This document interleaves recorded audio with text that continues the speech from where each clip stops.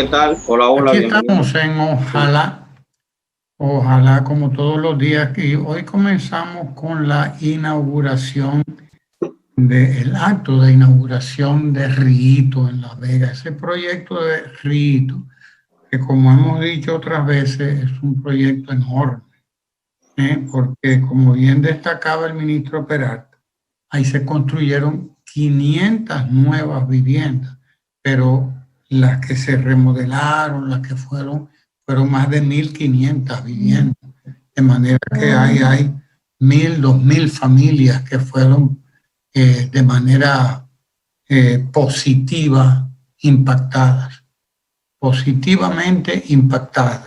1.500 familias de las que vivían ahí, desde luego, de las que entre 500 a 400 que vivían ahí, y todas las que están en el entorno de Riguito, porque estamos hablando de un antes y después, un antes y un después de Riguito, antes de la remodelación, antes de la reconstrucción, antes de la recuperación, un proyecto que duró probablemente todo el segundo periodo del presidente Danilo Medina, los 4 últimos años y parte de los primeros, 1 o 2 años del primer periodo. Es un proyecto de mucho más de 4 años que comenzó con el estudio de todo aquello, ¿no? El estudio hidrológico, Doctor, ajá.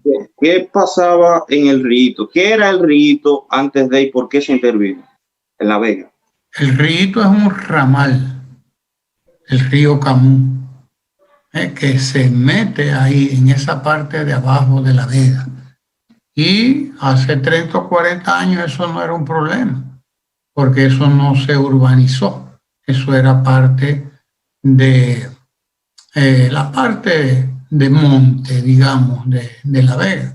Pero ahí ocurrió lo que ocurrió en todas partes de la República Dominicana, que la gente eh, fue apareciendo las villas miserias, y en 30 años, 40 años, eso estaba lleno de casas, como aquí en la orilla del río San y del río Isabel, llenas de casas. Entonces resulta que todos los años, para esta época, fíjese que ya en esta época comienzan las lluvias, ya en esta época comienzan los huracanes, las vaguadas, las tormentas tropicales, todo. Y desde luego esto era lo mismo que la barquita y la vieja barquita.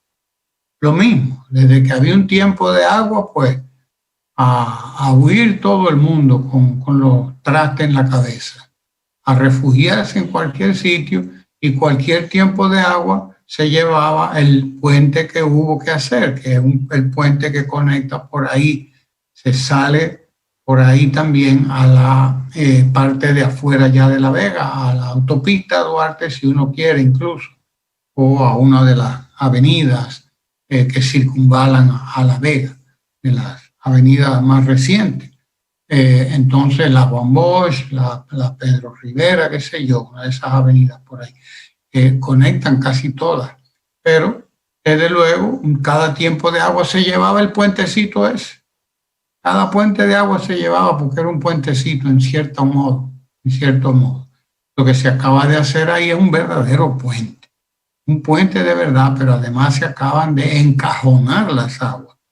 Se acaban las aguas de ese pedacito del río Camus que se mete por ahí, que por razones que no vienen al caso, pues fueron metidas en una alcantarilla enorme construida por el INDRI. Esa es la parte de la obra hidrológica, de ingeniería hidráulica, que le tocó al INDRI construir, y ya controladas las aguas, sacada la gente de ahí y llevada a las 500 viviendas y a las 1.500 viviendas que fueron reparadas, todo eso se va a convertir y se convierte de hecho en un gran parque natural. Y esto es una de las grandes obras que lega el presidente Danilo Medina a La Vega. Es un gran legado, como lo explicaba uno de las personas que habló ahí, un joven, por cierto, que decía, hablaba del sueño de Luther King, que era el de vivir en un país donde a la gente no se la juzgara por el color de su piel, sino por sus propios valores y sus propios méritos. Y él decía que él también tenía su propio sueño, como Luther King, no sé si lo viste en el acto. Dijo, el sueño mío era diferente al de Luther King, porque yo nací y crecí aquí en Río de la Vega. Y si yo soñaba con ver esto convertido en lo que es hoy. Y se lo agradece así al presidente, al presidente Danilo Medina, que por eso la diferencia grande entre el sueño de Luther King y entre el sueño mío es que el de Luther King todavía está por cumplirse. Vivir en un país donde a la gente no se la juzgue por el color de su piel, o por si es latino, o por si no es latino, por si es afroamericano, o lo que sea. Un disparate que se inventaron eso de afroamericano. Usted es un americano y punto. El que usted sea negro no quiere decir que usted sea nada, que no quiere decir que usted sea africano o africano-americano. No, usted es un estadounidense y punto, un ciudadano de ese país. Y nadie tiene que estar reivindicando otro, aunque a la larga todos podamos reivindicar a un ancestro. Por lejos que esté el ancestro, así, muy bien, todos tenemos ancestros lejanos. Todos tenemos ancestros lejanos, pero eso no me define. Lo que me define a mí, si vamos a ver bien, es el que yo pertenezco a esta comunidad en la cual nací, en la cual me crié, en la cual nacieron mis padres y mis abuelos, y aquí están, y somos estadounidenses. En el caso de Luther King, en el caso de Río de la Vega, pues ese es un sueño cumplido, como decía ese joven que habló ahí, en agradecimiento al presidente Danilo Medina, que entregó una obra monumental, porque no son 200, 300 ni 500 viviendas, ni son las 1.500 viviendas que fueron impactadas. Es todo una vía panorámica, es todo un mirador que le va a servir ahí a la gente para caminar, para ejercitar, de lo cual no disponía. Es todo un espacio que ha sido rehabilitado, remodelado, reacondicionado, que ahora es reforestado, además, que todo lo que se hizo ahí en la vieja barquita, que se convirtió en un parque, y todo eso es lo que es La Vega, el Río en La Vega. Es kilómetros de carretera nueva, pavimentada, es un antes y es un después, Fran Pacheco, Río de La Vega, y tenemos a un vegano ahí, benemérito, que se nos... Sí, porque si fuéramos a decir, ¿verdad?, a buscar ancestros, vamos a resultar que hasta Guillermo Ricard y Guillermo Alfred va a ser vegano, hasta él va a ser vegano. Así que un poco eso, Fran Pacheco, es el Río de La Vega. Guillermo, tienes el micrófono apagado. Adelante. Okay. Les digo buenos días. Y en verdad me han dado rito de desayuno. Sí, señor. De desayuno. Tenemos una hora con el rito ahí. Decidimos compartir el acto de inauguración. Ustedes están como medio chipoteados. Ustedes están medio chipoteados. No, es que se han ahogado en rito, de casualidad no se han ahogado en rito. Déjenme decirles a ustedes una cosa, porque hay gente ha estado lloviendo y estamos en sintonía con las aguas. Y sí, me parece muy bien. Ojalá que no se inunde. Usted sabe que la última vez que se inundó hubo que resolver muchos problemas. Pero es raro que ustedes no recalen en el hecho de que todo eso fue producto de la intervención humana. Sí, a Trujillo se le cogió con robarse una tierra. A Trujillo se le cogió con robarse una tierra y se la robó la tierra. Pero que resulta que esa tierra era lo que era, una zona de, ¿verdad?, de crecimiento. Una zona, bueno, hicieron una obra de ingeniería e intervinieron todo aquello. Y con el paso del tiempo, los temas que ya han mencionado. Y déjeme decirle que en el caso yo llegué a ver el Camus crecido. Crecido. Siendo niño, recuerdo perfectamente haber visto el Camus al nivel del puente ese que quedaba prácticamente ahí, al lado de aquel, ¿cómo se dice? Hotel que se construyó, que se llamaba, tenía un nombre taíno, que fue de los primeros hoteles, después de lo que hizo Trujillo en cada pueblo y qué sé yo, fue uno de los hoteles, de los primeros hoteles. Y estaba ahí, prácticamente al lado del puente del que yo estoy hablando, del puente que, y varias cuadras hacia arriba, digamos, que era como yo lo veía, varias cuadras quedaban también inundadas. Yo no sé si, por ejemplo, recuerdo perfectamente la calle Sánchez, porque viví en ella apenas bastante menos de un kilómetro del puente del que también estoy hablando. Es un tramo muy conocido por los veganos. Tremenda obra, y tardó mucho en el sentido de que fue una obra que llevó muchos años, varios años, llegar a ese nivel.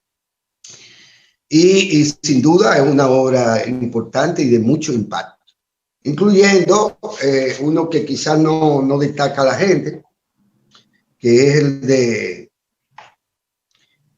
¿cómo se dice? El tratamiento de aguas.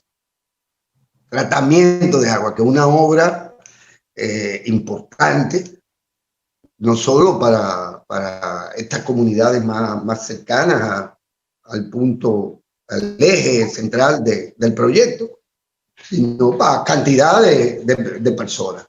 Es una obra grande y yo estoy seguro de que será recordada por los veganos y que, bueno, pues entramos ya en una fase nueva.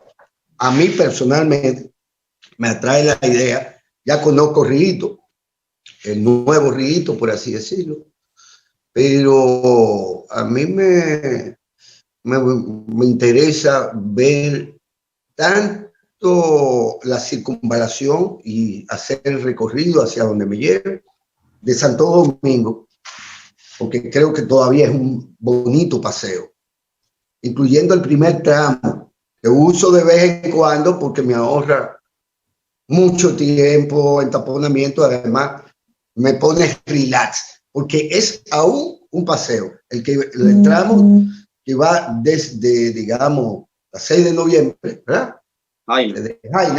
Desde Jaina hasta la Duarte. La Duarte, que es la circunvalación de Santo Domingo. Sí, el primer tramo. Ese tramo te da una visión ya del límite de la capital, por así decirlo, del límite del Distrito Nacional o el Gran Santo Domingo. Y tiene un paisajismo precioso, relajante. Y todavía el tránsito por ahí no es tan fuerte. Pero quiero darme, el gusto de rodar pronto por ahí por Navarrete, Puerto Plata. Obra que también fue entregada, creo que el día de ayer. El día de ayer, que es una obra también esperada durante mucho tiempo. También esperada y demandada durante mucho tiempo. Nunca entendí por qué el gobierno constructor, porque lo fue del PLD del 2004 en adelante, no asumió esa obra como propia, como un aporte. Y bueno, lo hizo Danilo, y creo que es una gran obra que sirve para todo y que puede revitalizar a Puerto Plata.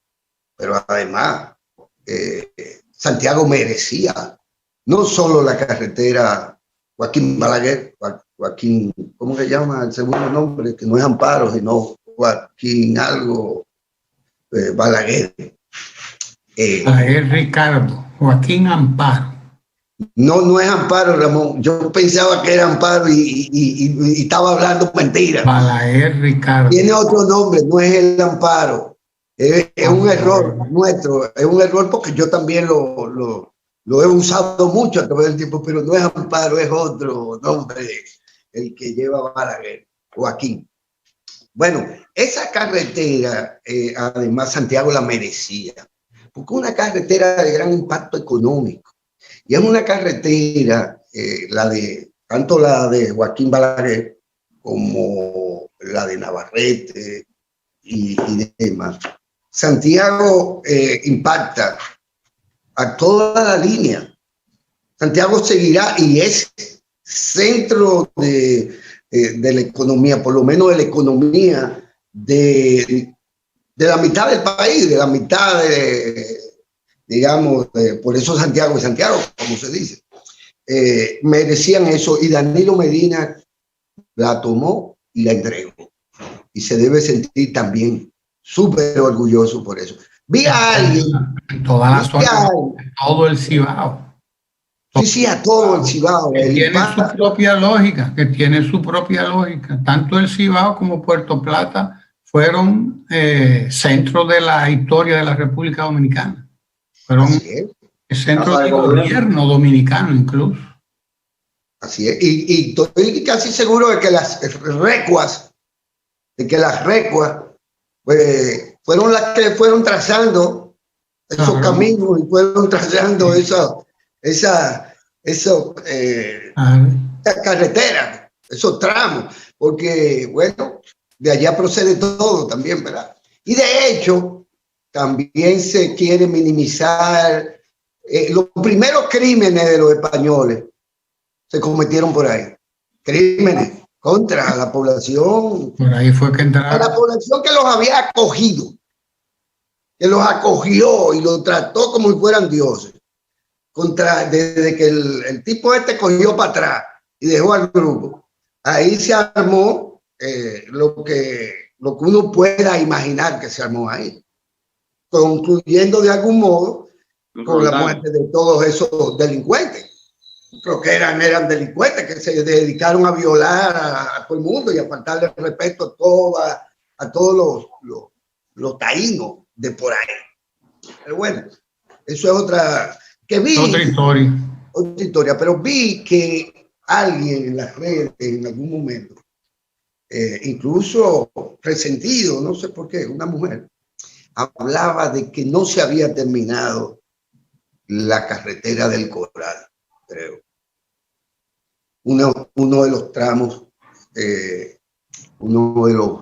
importantes, tan importante como puede ser Atomayor, ¿cómo se llama el pueblecito de La Yola? Atomayor y en Samaná, en la bahía de Samaná. El Ceibo. No, Atomayor, Sabana de la Mar. Creo que hay un tramo ahí que nunca se hizo, no se concluyó. No recuerdo mucho esa zona, pero se quejaban de que no había terminado esas obras. Es decir, que por más obras que usted entregue y por más compromiso que usted cumpla, siempre va a aparecer alguien con un resentimiento, con una insatisfacción. Porque es mucho lo que se ha hecho como para que a un gobierno o a una administración se le saque en cara que no hizo un tramo carretero. Porque además, si es más fácil cuando te han hecho todo y no se ha hecho una obra, pues que cualquiera emprenda esa obra. Esa obra, claro. ¿Verdad? Sí, pero, usted quiere que el que hace todo lo haga todo. La gente nada más ve lo que falta. Lo que falta. Eso es parte de la condición humana. Sí, señor. Ya no le importa lo que se hizo, lo que le importa es lo que falta. Así. Y aprovecho entonces para introducir y dejarle la cancha. Aprovecho para decirle que hay voces, las he escuchado, incluso organizadas. A los cuatro vientos. No, no es a los cuatro vientos, pero hay voces que organizadas, como por ejemplo el llamado clúster turístico de, supongo que de la capital o del Distrito Nacional. Que bueno, oyendo uno las opiniones de ciertos opinadores y analistas, podría hasta uno confundirse, porque ahora, no tanto porque eso pueda afectar o beneficiar a Danilo Medina, que bien se sabe, sale el 16, por la puerta grande, digo yo. Ahora, después que se toma la medida y que haya una ley y un decreto, se quiere decir que no, que los restaurantes o restaurantes van a están ya al borde de la quiebra. Yo agregaría que como todo el mundo, porque hay un estado generalizado de eso no sería una razón particular en ningún caso.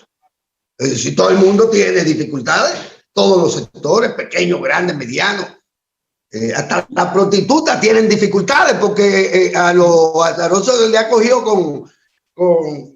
bueno, con todas las personas. Todas las personas.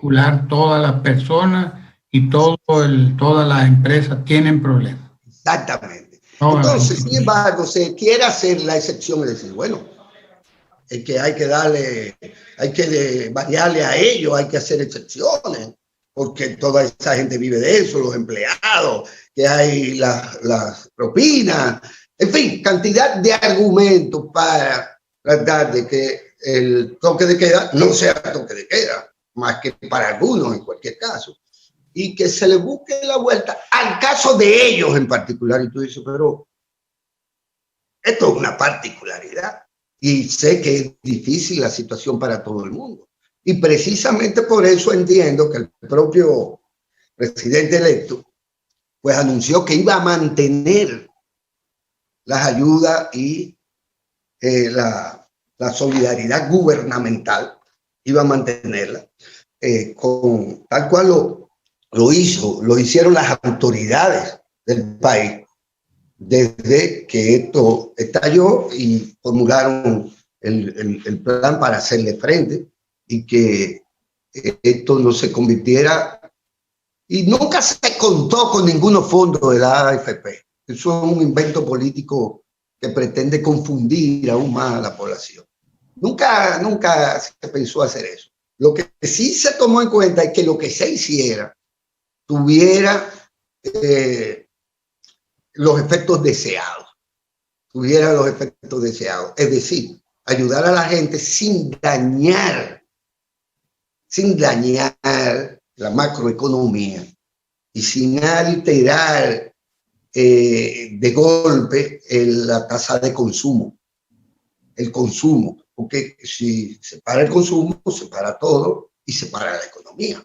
Se tiene que no solo darle pan y circo a la gente, se tiene que mantener, ¿verdad?, la producción como se mantuvo en el agro, como se mantuvo en ciertos sectores industriales, en fin, de servicio, usted tiene que mantenerla. Pero ya hay gente que comienza a fuñir, digamos, a las nuevas autoridades. ¿Por qué a las nuevas autoridades?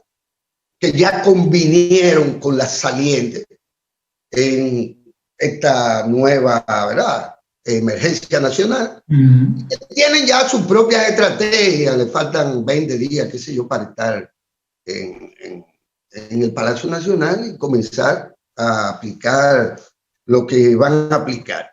Ya vi, para que tú que sabes de eso, Ramón, que una cosa es con guitarra y otra cosa con violín. Ya vi que se habla de que hay que buscar los cuartos donde sea. El endeudamiento, el fatídico endeudamiento con el que nos descalificaban. Que tanto criticaron y seguirán criticando, pero resulta ser que, como siempre dijimos, es que para estar vivo no hay que tener un celular, no hay que tener un celular, hay que tener crédito, como tú le dices al doctor Chiqui. Hay que tener crédito. Y eso los países por igual. Y los países son o buenos o malas pagas. Quieran o no quieran pagar. Como es el caso, por ejemplo, de los cubanos. Fidel y todos ellos decían que no pago la deuda eterna. Sí, pero ellos eran religiosos pagando su deuda eterna. Y por eso también tienen el posicionamiento que tienen como Estado, que le ha permitido sobrevivir a pesar de la maldición de los gringos. Cuidado, porque probablemente muchos de nosotros, a pesar de nuestra negación, tengamos que terminar defendiendo el accionar estatal, oficial, gubernamental de las próximas autoridades. Porque aquí en este país hay grupos tan locos como para haber propiciado los resultados electorales pasados, pero hay grupos tan locos como para amenazarse entre ellos, ya lo hacen, y ponerle fecha a cosas que no es que tienen no fechas, no, que tienen leyes, No es que, bueno, pues aquí hay gente que independientemente de todo el marco jurídico y de todo, te dicen, no, es que si aquí no hay preso en enero. ¿Y quién determina eso? Fueron ellos que ganaron el gobierno, al parecer. Fueron ellos que ganaron el gobierno, al parecer. Exactamente, porque están amenazando a su propio proyecto, a su propio engendro. Ya lo amenazan, pero con candela, con volver a tomar las calles del país para garantizar que aquí haya un circo. Tú debes recordar un lema que fue muy socorrido. Que decía, si no nos dan los cuartos, aquí va a haber candela. Aquí va a haber candela. Bueno, si es llevándonos de aquellos tiempos, no hubo nunca candela, pero el problema. Pero el problema es que ahora puede haber, porque hay unos locos ahí que dan para eso. Son capaces de eso, claro está. Pero esperemos que prime la sensatez. Cuidado con esto de seguir loco. Es decir, 45 días, gente que no quería aprobar 17. Claro. ¿Verdad? Gente que no quería aprobar 17. Ahora van a comenzar a desmontarle, a complicarle a las nuevas autoridades el curso que se irá tomando, que muchos no se dan cuenta de que en conjunto, la pandemia sigue tan campante como Johnny Walker. Y se han tirado ya las esperanzas, mire, hagamos hasta que esto no llegue rápido la vacuna. Aquí va a haber más muertos ¿verdad? Entonces, yo creo que quizás seamos nosotros que en algún momento, juiciosos, impidamos que esta gente cometan daños contra la población y contra el gobierno, pero fundamentalmente contra la población, que si las cosas comienzan a apretar, epidemiológicamente hablo, porque a mí que no me digan que nadie va a llegar ahí y que ellos sí saben de eso, cuando todo el personal científico nuestro está ahí, pero no nuestro, del país, o sea que las cosas desde el punto de vista de la gestión no es que vayan a cambiar demasiado, espero yo, porque si no esto se va a poner color de hormiga. Yo creo que hay que proteger al pueblo y hay que diciéndole que el gobierno haga lo que tenga que hacer para que nosotros lleguemos a octubre, qué sé yo, este último tramo del año, pasando trabajo, dificultades, pero vivos, porque de eso es que se trata, en esencia de eso es que se trata, de que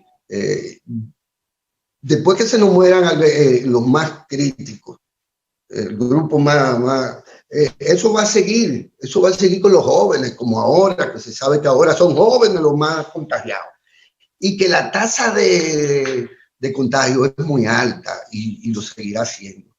no solo por lo que se hace para controlar la pandemia, sino por el comportamiento mismo dinámico de eso que los científicos llaman pandemia. A propósito de lo que usted dice, Guillermo, yo tengo 16 años, los últimos 16 años me la he pasado escuchando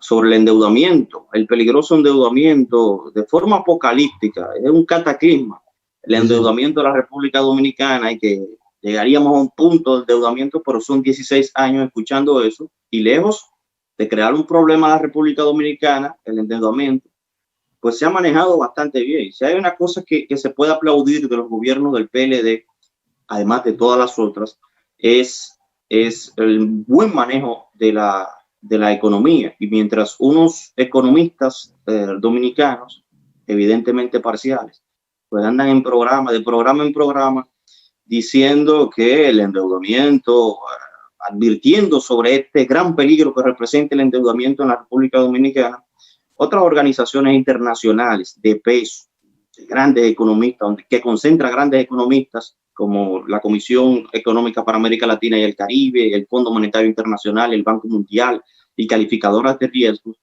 llaman a la República Dominicana el milagro de América, el milagro de la región, porque ha mantenido baja la tasa de inflación, pues ha tomado préstamos récord, con certificados financieros a tasa récord bajita, y mantiene su deuda pública muy por debajo de la línea de endeudamiento, muy por debajo del nivel de endeudamiento que tiene la región latinoamericana. Y vemos que las autoridades que vienen, las nuevas autoridades, pues tienen eso presente, lo saben, aunque se pasaron la campaña entera diciendo, y aunque se han pasado estos 16 años diciendo que es un peligro el endeudamiento público, pues saben que lejos de eso, el Partido de la Liberación Dominicana ha manejado con brillantez la economía dominicana. La verdad es que en la casa del pobre ellos van a disfrutar, sí, claro, por un tiempo, de ese nombre construido a nivel internacional, esa seriedad, esa coherencia, esa prudencia, esa sensatez en el manejo de esas variables macroeconómicas, una de las cuales lo es precisamente el manejo de la deuda externa, que ha sido utilizada como un motor para el desarrollo de la República Dominicana, que no estamos ni siquiera por mucho en un peligro de no pago de la deuda, ni cosa que lo parezca, sino todo lo contrario, la deuda se consolidó y empezó a reducirse, y ese era uno de los propósitos fundamentales del presidente Danilo Medina, precisamente. Ellos van a disfrutar de eso ahora. En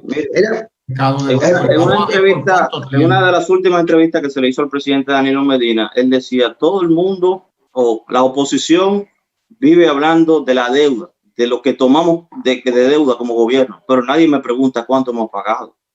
¿Cuánto hemos pagado? Casi 30 mil millones de dólares hemos pagado en estos 8 años de deuda. Y si esos indicadores internacionales... De deuda de otros gobiernos. Claro. Incluso. Y sobre esas calificadoras de riesgo, esos organismos, esas entidades financieras internacionales, dicen que República Dominicana tiene capacidad. De hecho, hasta hace poco, hasta el coronavirus, nosotros no le debíamos al Fondo Monetario Internacional. Y el Fondo Monetario tiene años detrás de nosotros queriéndonos prestar. Como entidades grandes financieras, como ya he dicho, porque resulta que, como decía ahorita, en casa del pobre no se puede hacer nada si no es a través del crédito. Si no es a través del crédito, y el presidente lo tiene bien presente, y por eso creó Banca Solidaria. Y como país no pudiéramos hacer nada sin el crédito. Lo que hay que ver, cómo nos califican a nivel internacional, cómo nos ven los inversionistas internacionales, porque la economía, antes de Guillermo, la economía de alguna manera es una proyección, Y nosotros lo que estamos proyectando es un crecimiento en el turismo, un crecimiento en la inversión extranjera, un crecimiento en las exportaciones, un crecimiento en la agropecuaria. Y cuando un país tiene estabilidad económica y tiene crecimiento en la mayoría de los sectores productivos de esa nación, pues todos quisieran brindarle, todos los recursos se desbordarían. Adelante, Guillermo. Sí, que tengo como quiera que levantarme a mover el carro, pero es que una cosa es con guitarra y otra es con violín. Y hay un cuento muy bueno, que es el cuento de que, compadre, pero si usted quiere vender ese caballo, no comience a hablar mal de él. Porque ese es un tema de Estado. Si usted comienza a hablar plepla y a decir que su capacidad de endeudamiento está agotada y usted quiere salir a buscar el crédito, probablemente o tiene que pagar una prima más alta, tiene que pagar más por el dinero, o simplemente no le van a prestar, porque si ya usted agotó su capacidad de pago, sus rejuegos en el diseño, en la imaginación financiera, pues probablemente no le van a valer, porque usted dice que el caballo, que la dentadura de ese caballo no sirve, que tiene ya vieja la cadera, o que su corazón ha funcionado, ha latido demasiado y le quedan pocas horas. Lo que usted quiera, usted no puede salir en medio de ninguna situación a vender hablando mal de nadie. Déjeme moverle el carro a la doctora. Acabas de tocar un tema realmente sensible. Si ve a mover tu carro. Sí. Un tema sensible, déjame salir. porque es por ahí por donde probablemente podrían comenzar algunos problemas en la República Dominicana o para la República Dominicana. ¿Por qué? Bueno, porque ahora los mercados internacionales, particularmente los mercados de valores, las organizaciones de crédito internacional, como el Fondo Monetario, como los bancos todos, en fin, el mercado financiero, el mercado de valores, probablemente va a tener una actitud de, por lo menos, de prudencia. De prudencia. ¿Por qué? Porque dice, bueno, pero es que los que acaban de llegar al gobierno decían que las políticas de endeudamiento, la política económica que se seguía de financiamiento, que no es endeudamiento, estamos hablando de financiamiento del país, que son dos cosas muy diferentes. Estaban siendo criticadas todas esas políticas por esta gente. Ahora hay que tener prudencia a la hora de ver qué políticas ellos van a seguir en este sentido, en este orden.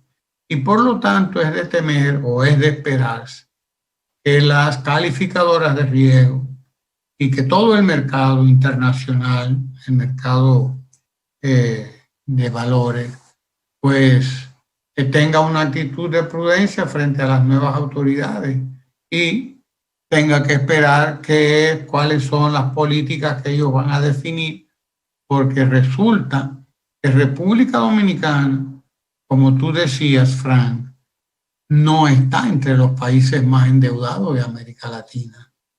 No lo está, para que se sepa eso.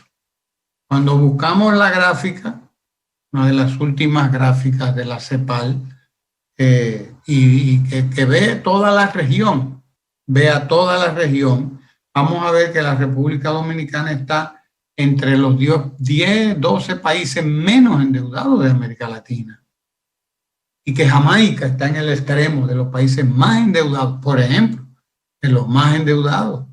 Y lo está México y lo están otras economías. Están allá en el extremo opuesto de los más endeudados. República Dominicana está aquí abajo, junto con los menos endeudados. Junto con los menos endeudados de la región. De manera que las críticas que se hacían a la República Dominicana en ese sentido eran críticas de gente que no sabía lo que estaba hablando. De gente que no sabía de lo que estaba hablando, mucha gente estaba repitiendo lo que decía la oposición, repitiendo, y la oposición tuvo incluso que morigerar, tuvo que atenuar un poco su discurso en lo de el manejo de la deuda.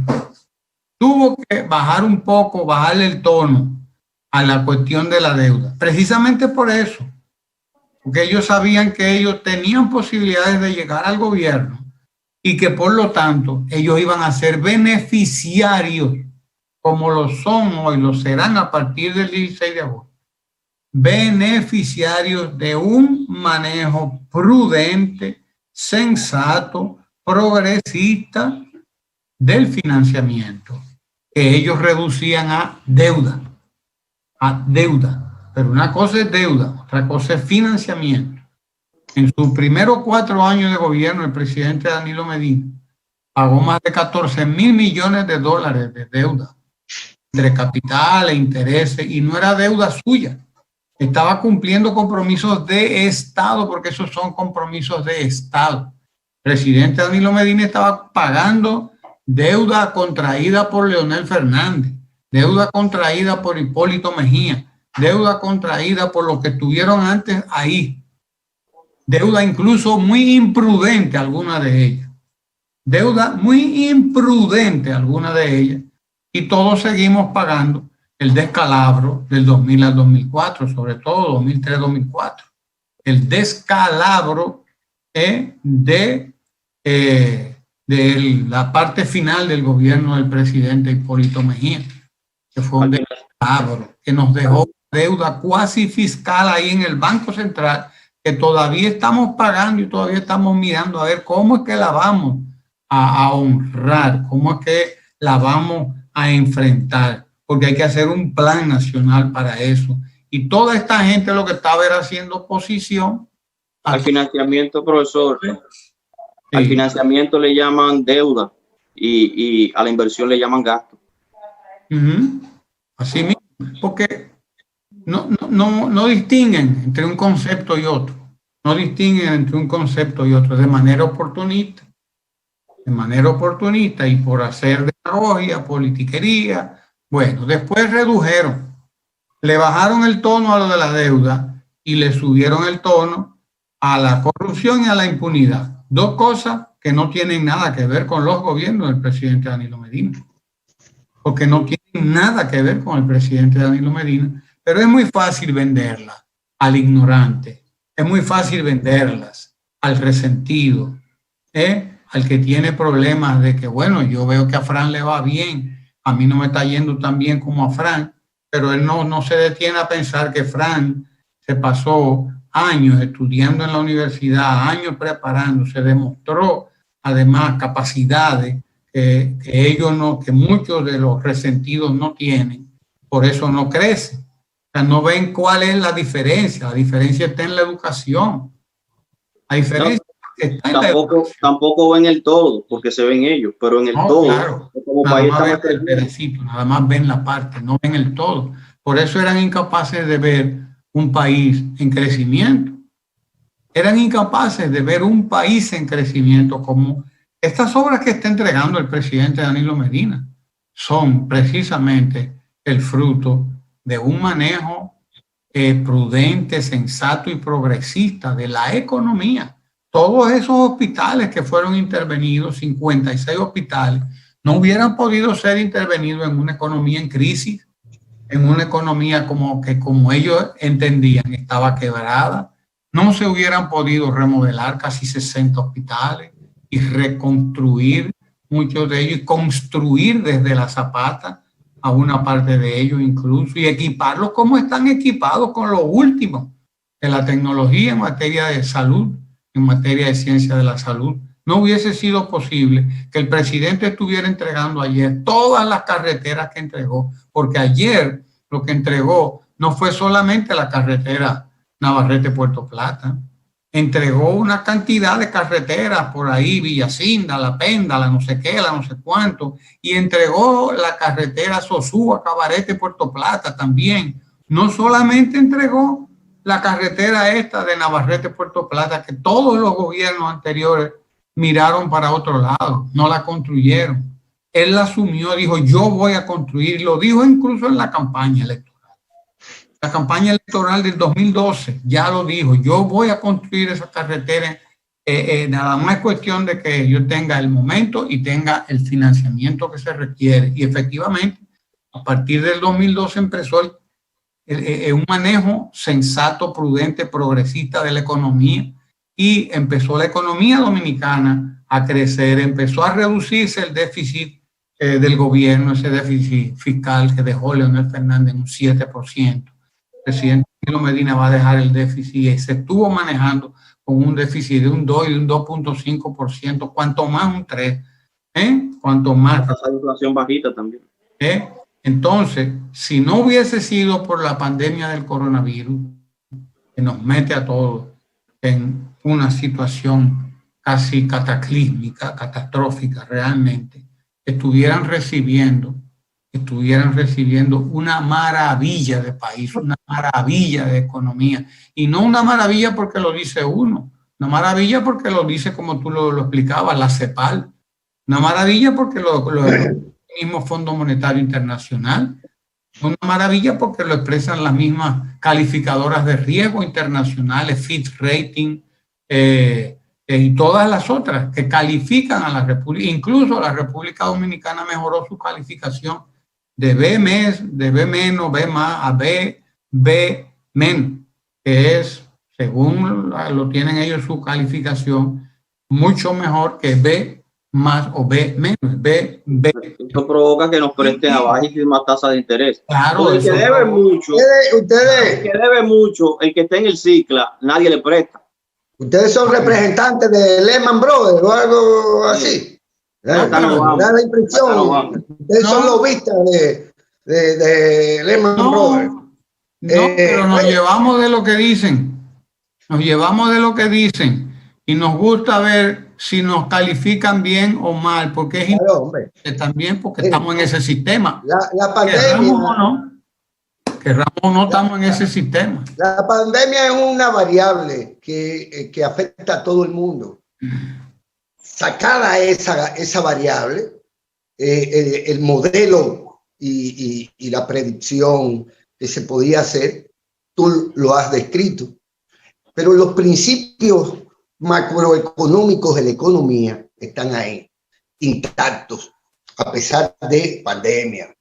Y reciben una economía, como muy bien tú dijiste.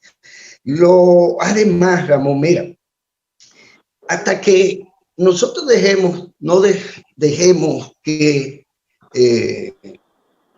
simplemente tratar de tomar lo malo o lo bueno de lo de afuera, no vamos a entender una información que vi recientemente en el sentido de que los europeos, es decir, naciones y pueblos de Europa que son de países de alto desarrollo económico y social, vamos a decir así, se manejan en la relación Estado, gobierno, sociedad, atendiendo a una confianza muy alta que tienen ellos del Estado. Es decir, el Estado nos representa, sí o no. Bueno, los europeos entienden que sus estados y su gobierno los representan. Los representan ante cualquier situación.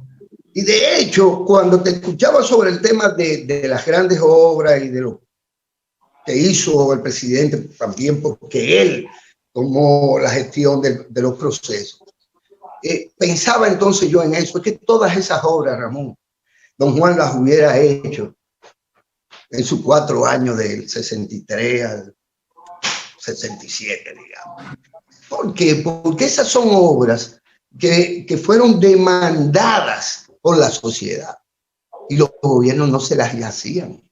Pero la sociedad sí quería esas obras, fueron demandadas. Por lo tanto, esas no son obras ni de Danilo ni del gobierno. Esas son obras de la sociedad dominicana. Cuando las sociedades demandan cosas a su gobierno, es porque ya esa sociedad está en esa relación demandante. Ahora le dicen de que empoderadas. Es una sociedad empoderada.